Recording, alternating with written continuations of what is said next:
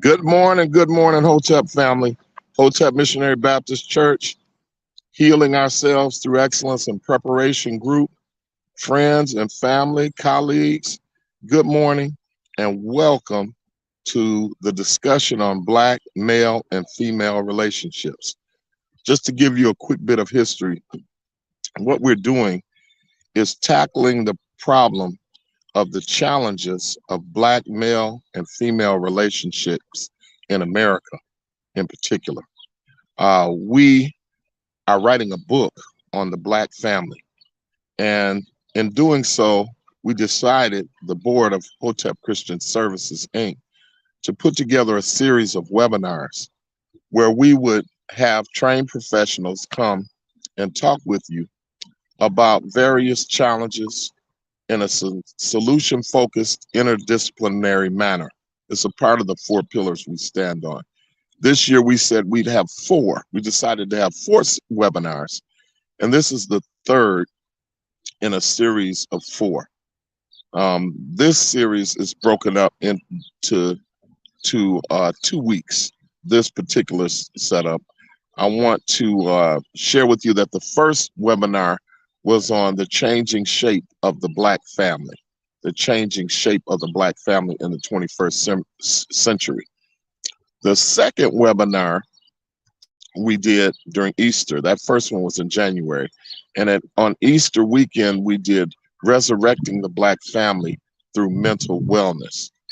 Now, this Saturday, we are tackling Black male and female relationships, from dating to through courtship and into marriage, and sometimes outside of marriage. What are Black male-female relationships like? And what are some solutions that we can utilize? We have today Dr. Miranda Hill Jones and we're going to present today. Next Saturday, this is a two-part. We want everyone to share special prayers for Dr. Eugene Harrington, who is one of our board members, and he's my mentor, our mentor and friend. Mrs. Harrington passed on the 4th of July, and so on Monday, and her funeral is today, within an hour in Atlanta. So he wasn't able to present today. He's a minister of the gospel, and he is a high spiritual person, and he believes in the afterlife. He preaches the afterlife, and he lives the afterlife. He's Christian Science, but he is doing, grieving with his family today in Atlanta. And he will present next Saturday. He had already done his paper, along with Pastor Eugene Boger at 10 a.m. So this is a two-part. We split it up because of the passing of Mrs. Harrington. And as you guys know, we were just in Atlanta celebrating Dr. Harrington's retirement just in May, the end of May. So special prayers and lift holy hands up for Dr. Harrington's family. They were married for over 45 years. And so he will offer a very powerful perspective as a seasoned elder. He's 80 and his wife is 81.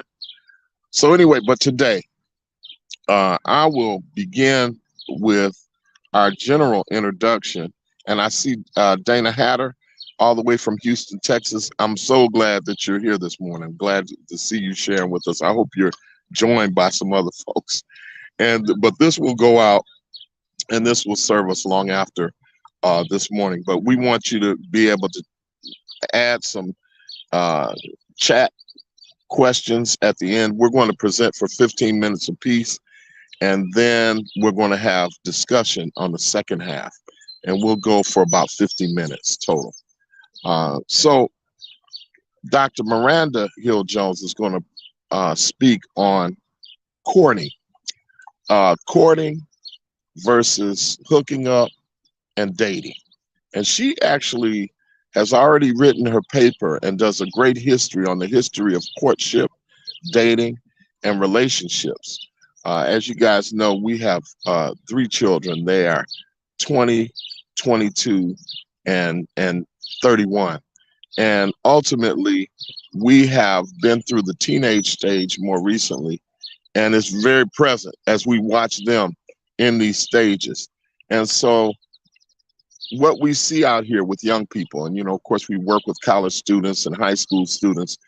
Uh, we want to bring to bear some of this, not only the historical perspective, but some solution focused uh, dialogue about such. Parents and other primary caretakers are our first teachers about love. Unfortunately, many Black parents have been passing down distorted love lessons to generations of our children ever since our collective self image was corrupted during slavery. Post traumatic slavery disorder, which is a dynamic that mirrors post traumatic stress disorder, but it is reflected on African Americans because of our trauma experienced in slavery, has had a destructive effect on the nuclear family in the Black community.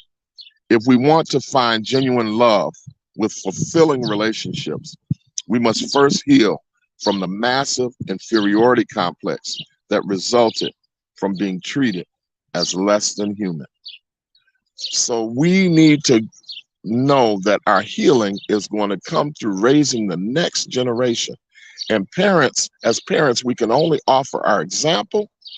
And even if we have been through trauma or what they call generational curses, we can share with our children, don't operate like I did.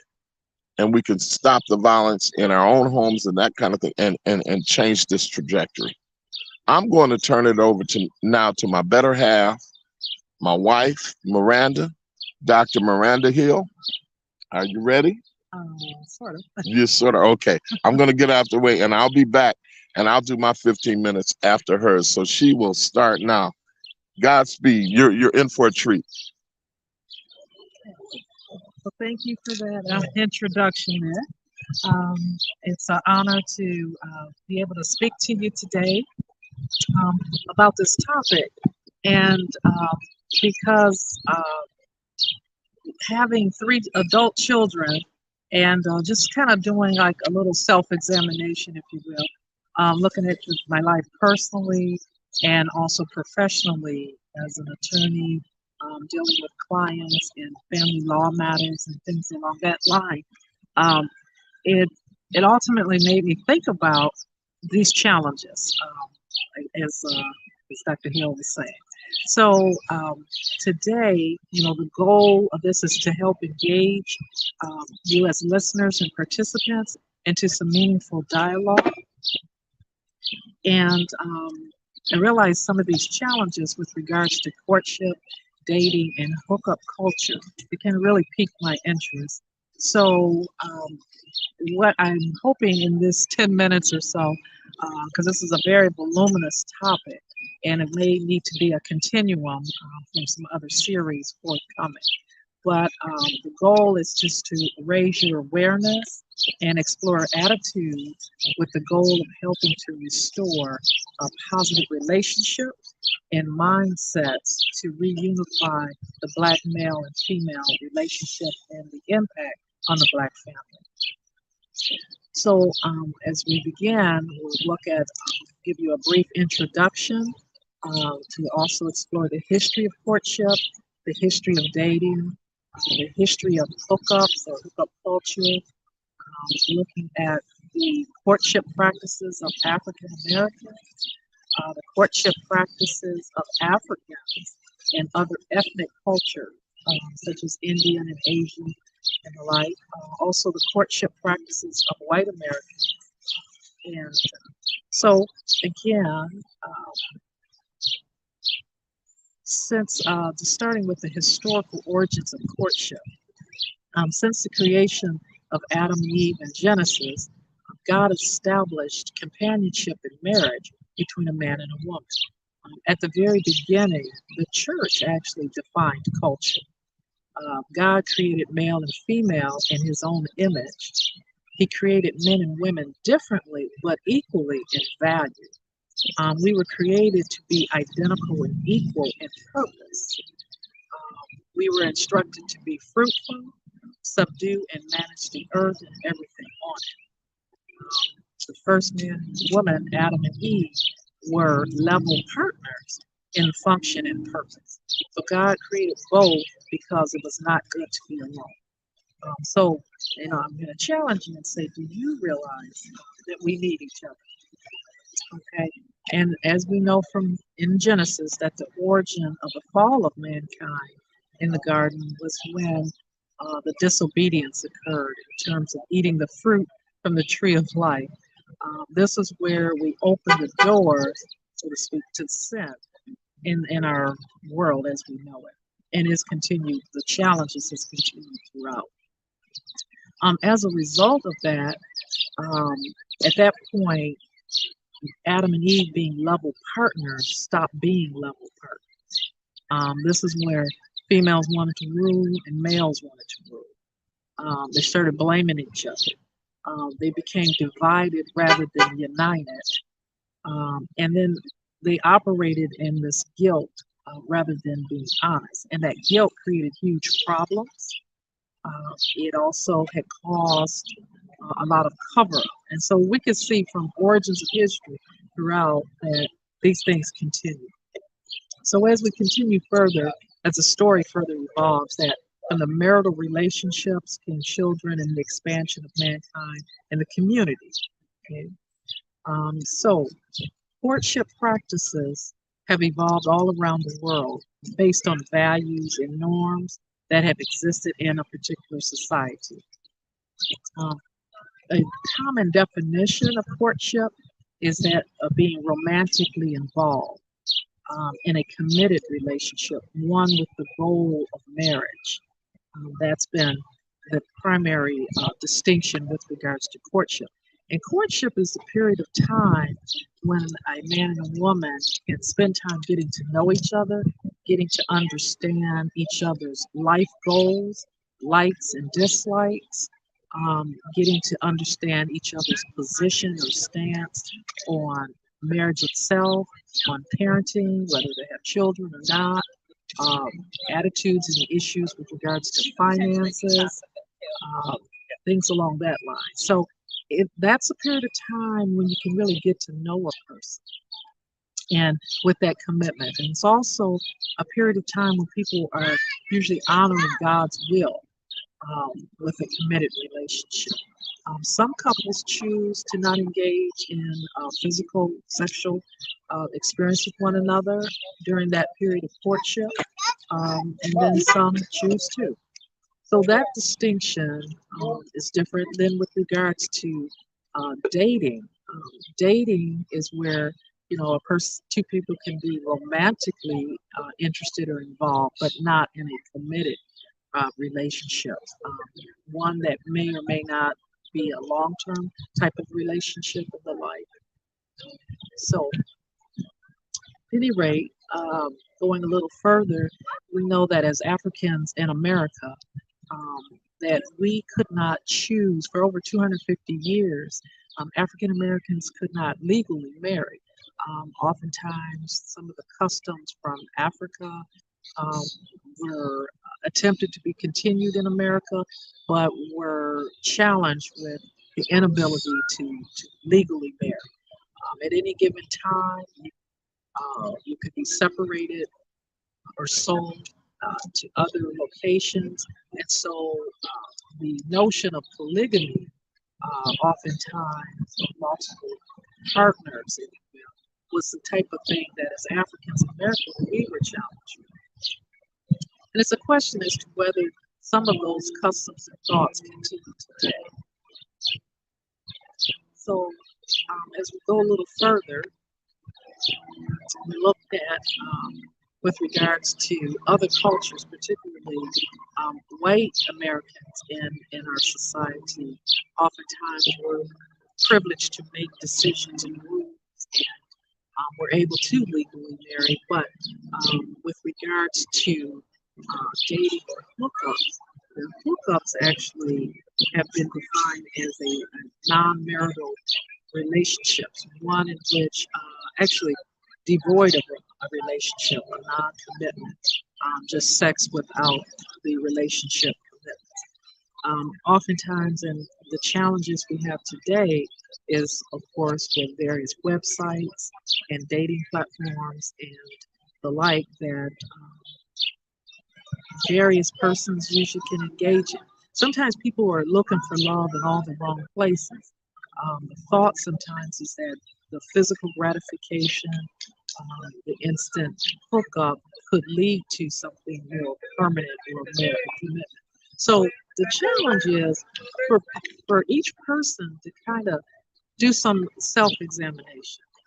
Look at yourself and decide what are your goals for your life. What are your likes and dislikes? Do you desire to be married, to have children in a marital relationship or not? And I would pose that I'm looking further to develop a survey and even a tool that you can utilize to assess yourself and others when making certain choices. Oftentimes, the need to really have thorough communication is real key to know because what one person wants may not be what another person. But there are a lot of advantages, and I would challenge you that courtship versus dating versus hookup can be a more, I think, a satisfying relationship. It can also give you the framework to work through various challenges in your relationship and and the like. So I know that there's a lot more to share with you, and I look forward to continuing in this mindset. I thank you. Okay. All right. Well, we will switch out. All right. As you see, we are at lovely Gallup Park. Move back a little bit. You know, my head needs room. I got the big head there. I gotta move back. How you doing from the camera? Hi, y'all. Yeah, we're at lovely Gallup Park in Ann Arbor, in lovely Ann Arbor. Now, I'm going to begin with a couple of case studies. What caused me to do this is one couple that was having problems, and they came to me, and about the in the intake session, the couple said the woman, they had been separated for a year, and the woman partner, the wife, said, "Have you ever heard of Kevin Samuels?" And I said, "No." This is a few months ago. She said, "My husband, during our separation, got into listening to Kevin Samuels, and that's the problem." So I went and studied Kevin Samuels, and I listened. Here was a guy who's not a trained counselor, he's not a pastor, but he had over 1 million viewers on his podcast. And he had this whole conversation about what's wrong with black male-female relationships. He was placing the blame firmly on black women and their high standards. And his foundational communication was about status and image. And he challenged black women in terms of having multiple children out of wedlock. He said that they were trying to be bosses without the framework, and that their standard for what kind of men they wanted based in their own attainment was out of whack. So that was, now 70% of his viewers were women, and many of them abhorred Kevin Samuels, but they followed him nonetheless. Now, he was a bright brother. He was very smart, had a lot of good stats, but he did not base this in Christ. He did not base this in God. He did not base this in deep felt love. He based this in status and external looks. He based it in eros, externals. All right. Very surface level stuff. How much money you make, how you look, and how many children you have out of wedlock. So he never went deeper. And that was what, and so he was on to something. We really need to have this conversation about black male-female relationships. Certainly, we're in crisis if you look at the nuclear family as the model. You know, less than 30% of African-American families are two-parent families raising our children that are legally married. Now, that was the standard that Jesus Christ and the disciples and the Christian church set.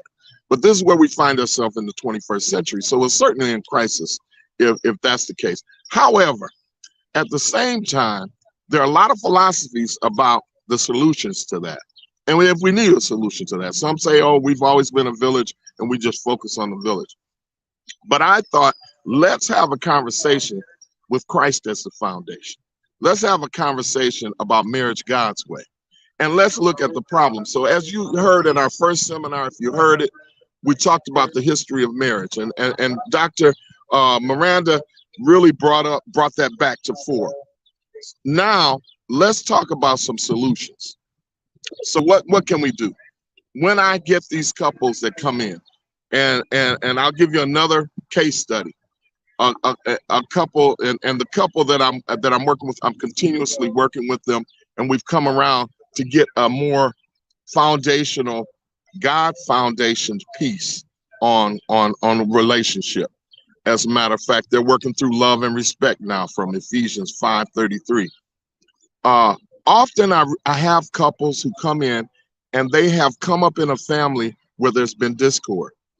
They've experienced domestic violence. They've experienced child abuse. They've experienced dysfunction. And if they've experienced that as a child and then they try to connect as adults, it throws everything off because, again, our parents and primary caretakers are our primary teachers about love. So, what can we do? If the Christian church, which many more African Americans belong to during the 20th century, many more of us were active churchgoers in the 20th century. That was our way out.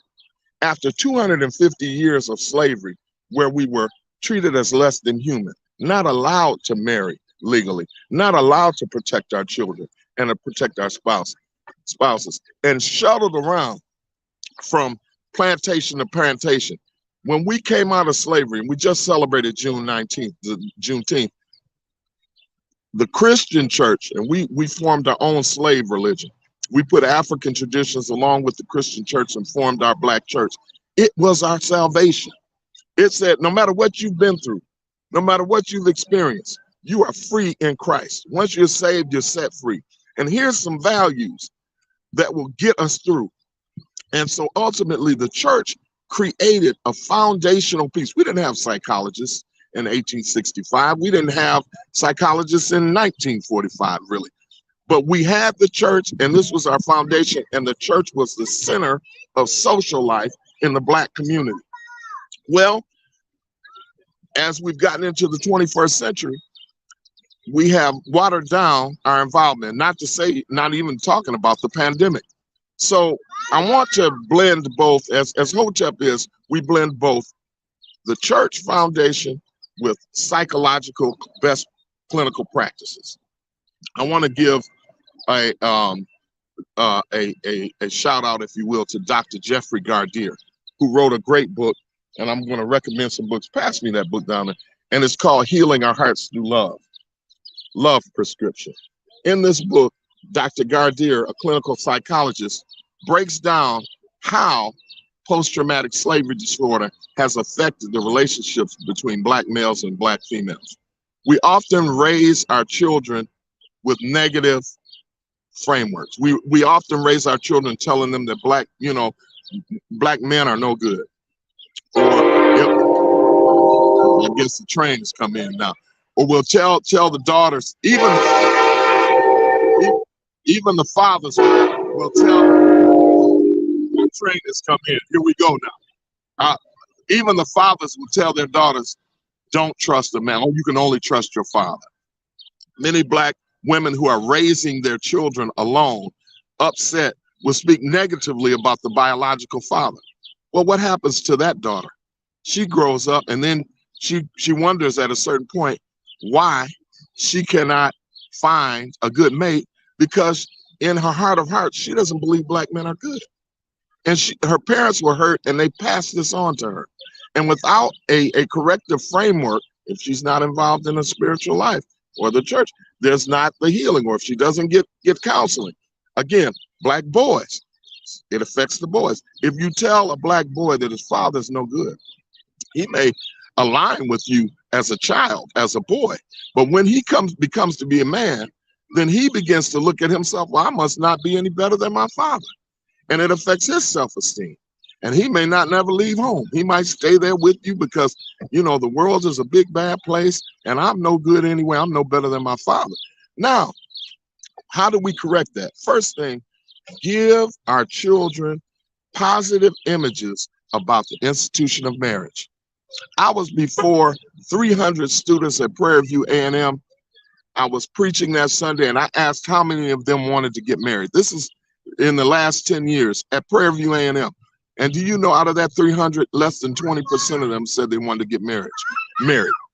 College was the place where we were excited about the institution of marriage. This generation, not so much. So marriage is the way that we pass on legacy. We pass on culture. We pass on tradition. We pass on wealth through marriage. It's an institution that the Catholic and the Universal and the Christian church put together to pass on positive things to the next generation so children know who they are and whose they are. I had a little boy come over and he heard me preaching. I must be preaching well. But ultimately, that's how we pass it down. This is what Jesus and the disciples were putting together, an institution that would serve us long after our turn. Modern psychology is simply a continuation of that discussion on what's healthy. So we want to speak well of the institution of marriage. If we say, oh, marriage never works and marriage is horrible, and well, they're going to believe that because we're their teachers. Your kids don't have to imitate you. If you've had a rough deck of cards that's dealt you, you can pass down to them, don't do what I did. I want you to have better. And share with them information and positive information that helps them build their life. They don't have to be just like you. 3, stop the violence. If you're in a domestically violent circumstance, it is a proven scientific and sociological fact that the children of domestically violent circumstances either become domestically violent or become victims. More often than not. There are some who make it out, but there needs to be some correction and some support for them to make it out. And I say that as one who have worked with those populations for a number of years. So stop the violence in your house. Get out of a circumstance where if it's domestically violence, stop doing the violence, go get some help and stop that there, because it's better for you to be apart. It's better for you to not be. Marriage isn't for everybody. To be apart and be peaceful and co-parent than to stay in a house for the children and fight left and right. 4th, don't badmouth your children's mother or father. Don't badmouth their mother or father. Again, you can't raise a boy to be a man talking negatively about his bio father, because he's going to look in the mirror and see his bio father. And sooner or later, no matter what his bio father has become or was not to you, that doesn't mean that he can't have a relationship with his bio father, or, it's ultimately himself. So don't badmouth the mother or the father. Even if you're co-parenting, learn to be positive. Don't demonize. Just because they didn't make it with you doesn't mean they're not a good person. And that's going to become the foundation of those children's own self-esteem in the long run. And 5th, hire a mental cop. Hire a mental cop. That's what we are: psychologists, social workers, licensed professional counselors, psychiatrists. Get yourself a mental cop to help rein you in and bring in the boundaries. I get those calls all the time. Hey, we're out of control. We need family counseling and we need marriage counseling. We've been married for 10 years, but there was some infidelity that created some lack of trust issues. We need somebody to rein us in because our children are picking all this up. And we try to put the pieces back together. And we can help you do that. God allows for U-turns and life allows for U-turns. But get a professional, a professional objective third party to help you rein it in. One client grew up in a home where she was raped several times, and she developed some triggers because of that. And now she's trying to build a relationship with someone, but at a certain level she doesn't trust. So now we've got to begin to rebuild her foundational belief in men in general. She overgeneralized to men and wonders why she can't find a man. She lost trust at a time where your boundaries were your primary piece. So if you've had trauma growing up, you need to go deal with yourself before you start collecting other people into your life. You can only give out what you have inside. Jesus says, love your neighbor as yourself. Well, you've got to learn to love yourself first. And that comes to the second thing, attachment orientation. And I'm going to give you some quick hits and then we'll let you get out of here because we're at 10:32. Attachment orientation and the couple's blueprint. Find out when you're dating someone. I give out a piece when I bring couples into couples therapy. I use emotionally focused couples therapy, and I give them what they call a couples blueprint, and it's in the public domain. If you Google couples blueprint, you can pull it up. Ultimately, it goes through the childhood of each party, and it walks them through. What did you think of your father? Give me 5 things to discuss. I mean, to describe your mother and your father. Now, give me 5 things to describe your partner. Let's look at how was your childhood? Did you experience any trauma? What was your parents' relationship like growing up? Because how you learn as a child how to be loved and how to love, that's what you take into life, and that's how you seek love and you receive love as an adult. So do a little research on who you're dating. All right. There are 3 types in attachment theory. You can look up Bowlby and attachment orientation. The 3 types of persons, 60% of the people in America, as Bowlby researched, are secure. 20% are anxious and 20% are avoidant. The secure folks are those who think the sun will come out tomorrow. They grew up in a solid, secure, loving, peaceful household. Those who grew up in a chaotic household, often they're anxious. Whether it was domestic violence, there was anger, there was hollering and screaming, things weren't solid and stable. And they don't think the sun will come out tomorrow. They're pessimists. And they look for the negative. Sometimes they enjoy the negative. And then your avoidant are those who grew up in a circumstance where their needs weren't met. They're latchkey children. Well, they were born, there was someone not responding to their needs. And so ultimately, they grow up in that circumstance and they take that into life. They say, well, I'm going to keep things close to the vest. I'm not going to be transparent. I'm going to have to do things for myself anyway. So when the two come together, the secure and the avoidant, the secure and the anxious, or the anxious and the avoidant, they're not trying to hurt each other, but this is just how they've learned how to look at the world, their worldview, and how to accept love. And you need to know that going in, because it's not like they're intentionally trying to hurt anybody. So finally, the harmonious way. If you're seeking to date, uh, play your own true note first. Play your own true, learn who you are. Study, make sure that you're happy with yourself, financially, physically, spiritually, psychologically. And once you learn who you are, decide what you need in a spouse and write it down. And as you're dating, keep tabs on whether people can fulfill your needs in the long run.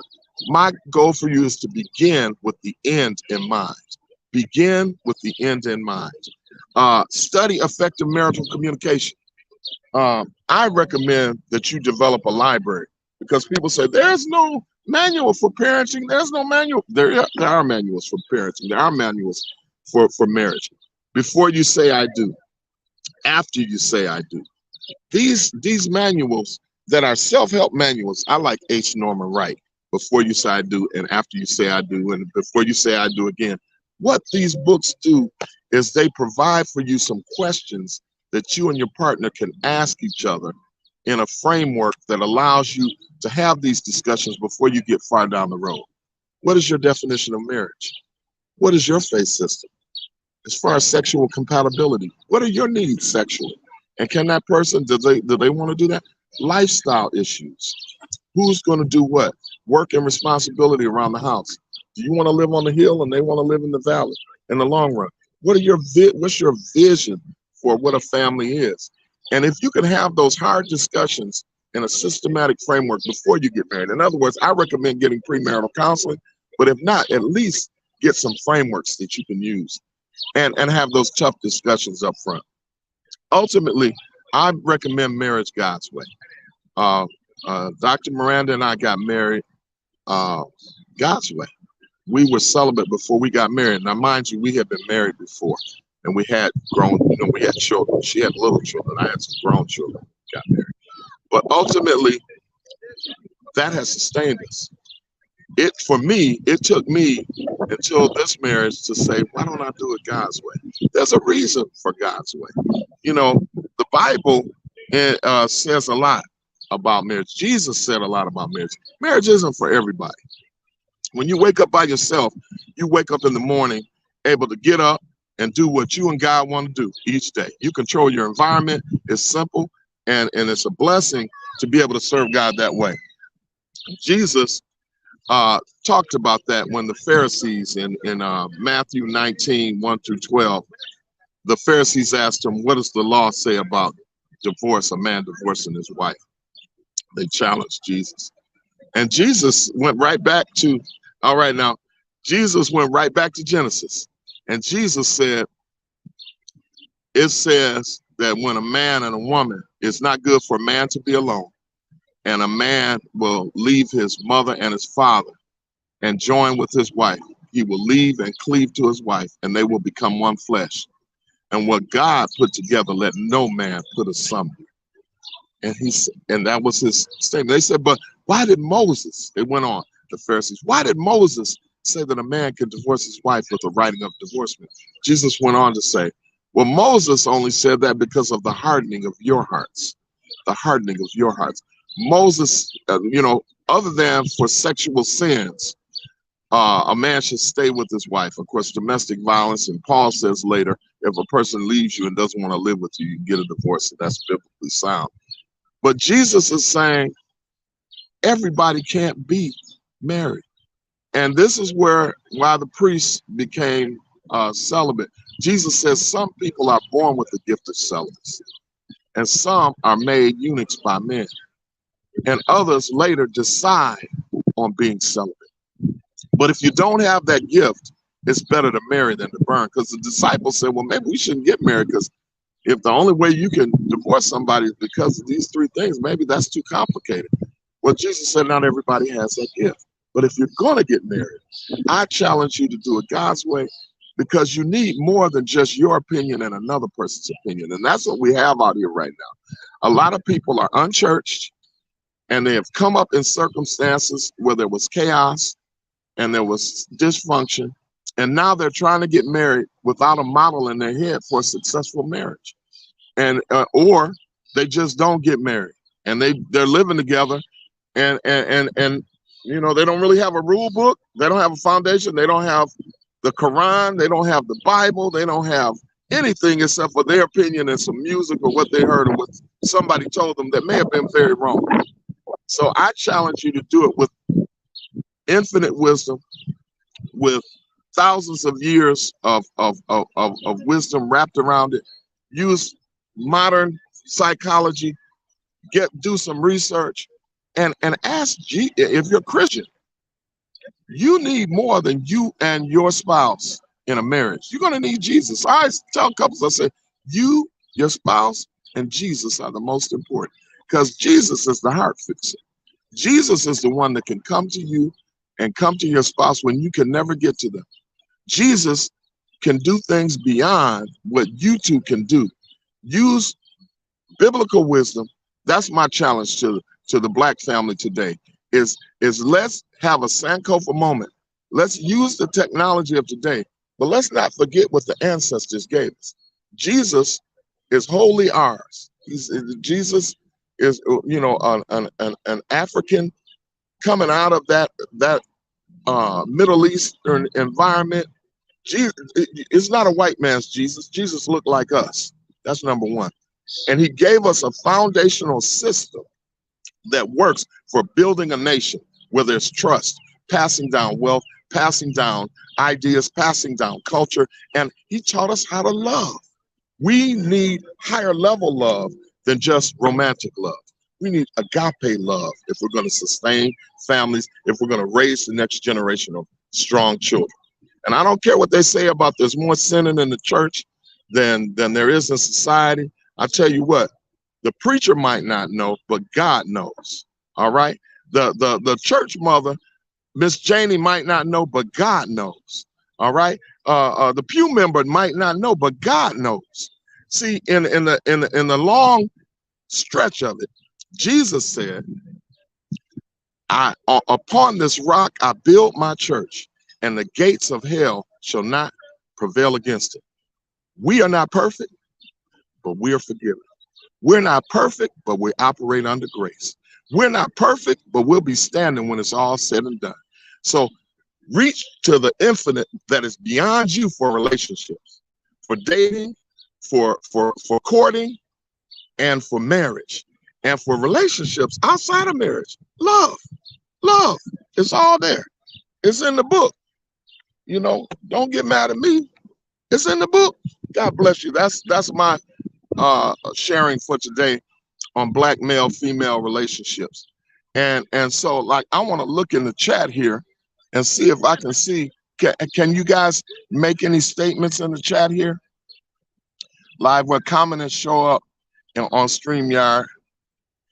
Tap on a comment. So leave your comments. I'm looking for your comments. I don't see any yet. Live viewer, banners, comments. Okay, I'm looking in the comment section. Do you have any questions? Any questions? Any feedback? As I said, we're working on a book.